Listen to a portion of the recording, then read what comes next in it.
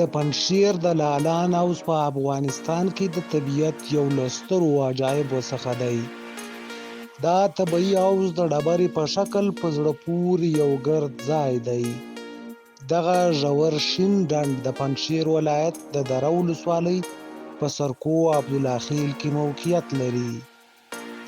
د دې هاوس په اړه په زړه پورې خبره دا ده چې له زرګونو کلونو راهیسې د غرونو له څلورو خواوو څخه دغه هاوس ته د واورې اوبه رابهیږي. د اوبو وتلو کوم لښتی نه لري، خو اوبه یې په اوړي او ژمي کې په یوه اندازه وي. د لالان د هاوس کیسه د باګرام په سند او د افغانستان د تاریخ په دوم ټوک کې هم راغلې ده.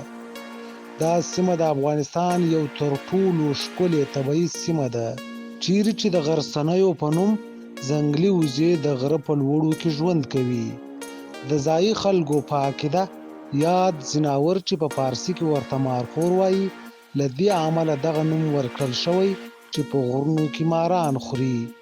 که په دغه ښکلې سیمه باندې سرمایه ګذاري وشي، د افغانستان لپاره د سیلګرۍ په برخه کې سودمند ثابتېدای شي، ځکه په نړۍ کې دغه ډول عجایب ډیر کم دي.